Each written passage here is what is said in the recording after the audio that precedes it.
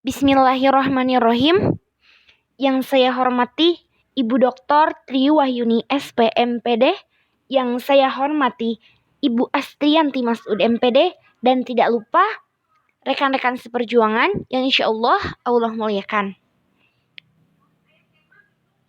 Perkenalkan, kami dari kelompok 2 akan mempresentasikan hasil praktikum mengenai organ vegetatif pada kecambah.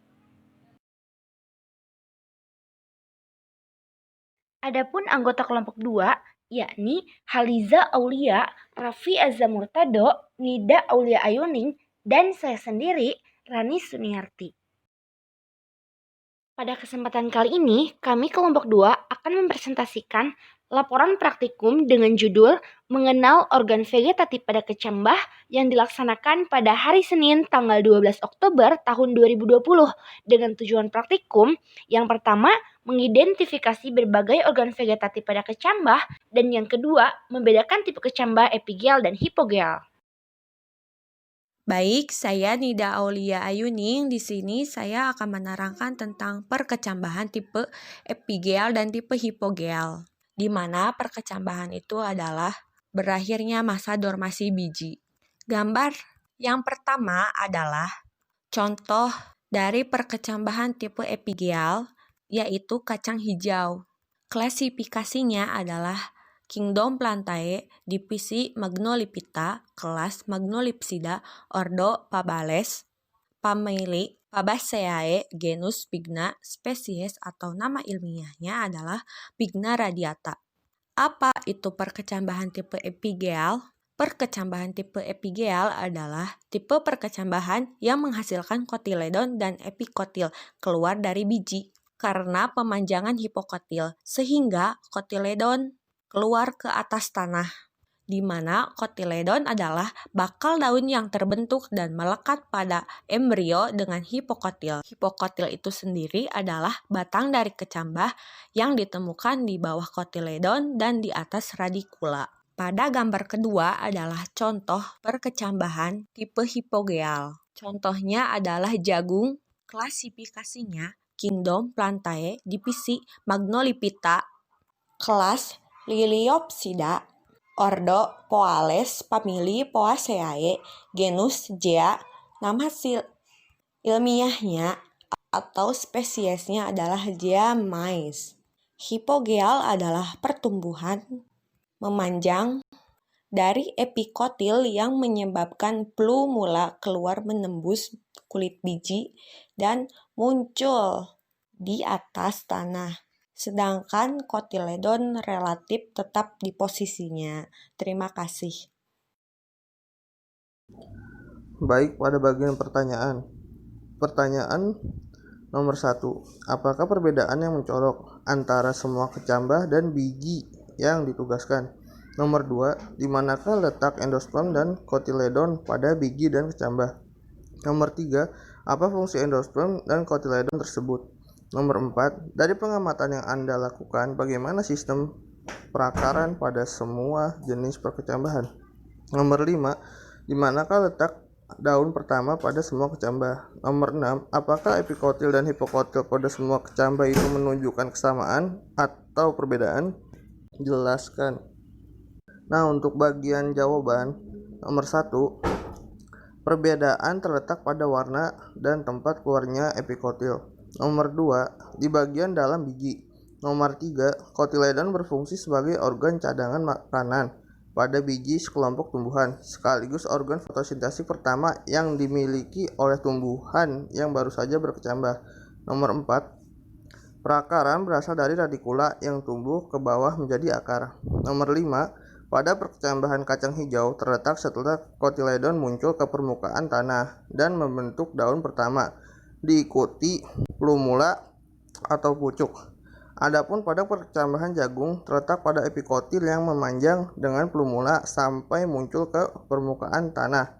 Dan nomor 6, sama tipe epigel karena hipokotil yang tumbuh memanjang.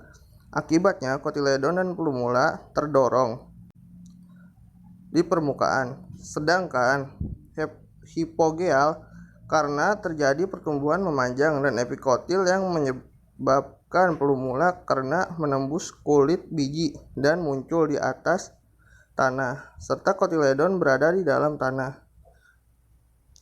Untuk pertanyaan dan jawaban sekian. Nah, untuk bagian jawaban nomor 1, perbedaan terletak pada warna dan tempat keluarnya epikotil. Nomor 2, di bagian dalam biji. Nomor 3, kotiledon berfungsi sebagai organ cadangan makanan pada biji sekelompok tumbuhan, sekaligus organ fotosintesis pertama yang dimiliki oleh tumbuhan yang baru saja berkecambah. Nomor 4, perakaran berasal dari radikula yang tumbuh ke bawah menjadi akar. Nomor 5, pada perkecambahan kacang hijau terletak setelah kotiledon muncul ke permukaan tanah dan membentuk daun pertama, diikuti plumula atau pucuk. Adapun pada perkecambahan jagung terletak pada epikotil yang memanjang dengan plumula sampai muncul ke permukaan tanah. Dan nomor 6, sama tipe epigeal karena hipokotil yang tumbuh memanjang. Akibatnya kotiledon dan plumula terdorong di permukaan, sedangkan hipogeal karena terjadi pertumbuhan memanjang, dan epikotil yang menyebabkan pelumula karena menembus kulit biji dan muncul di atas tanah, serta kotiledon berada di dalam tanah. Untuk pertanyaan dan jawaban sekian.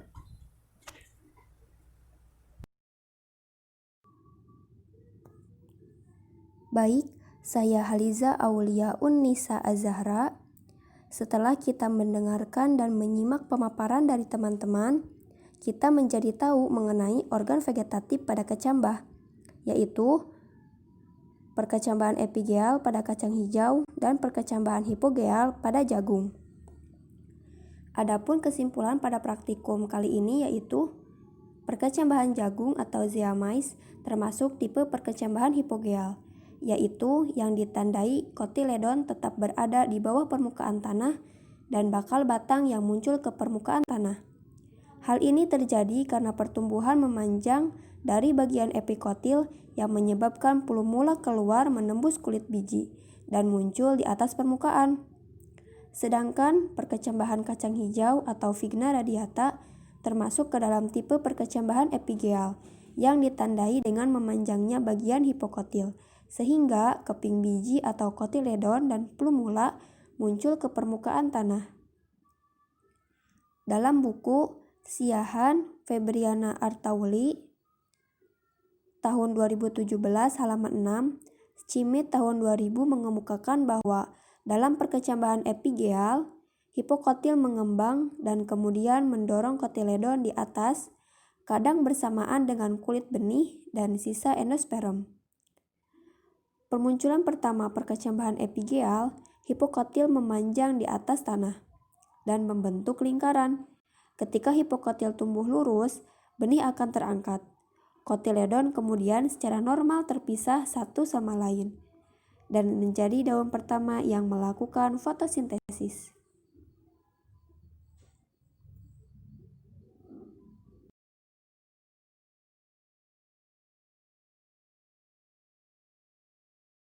Baik teman-teman, mungkin hanya sekian yang dapat kelompok 2 sampaikan. Terima kasih atas perhatiannya dan mohon maaf apabila ada kesalahan. Tetap jaga kesehatan dan tetap semangat. Wabillahi taufiq wal hidayah. Wassalamualaikum warahmatullahi wabarakatuh.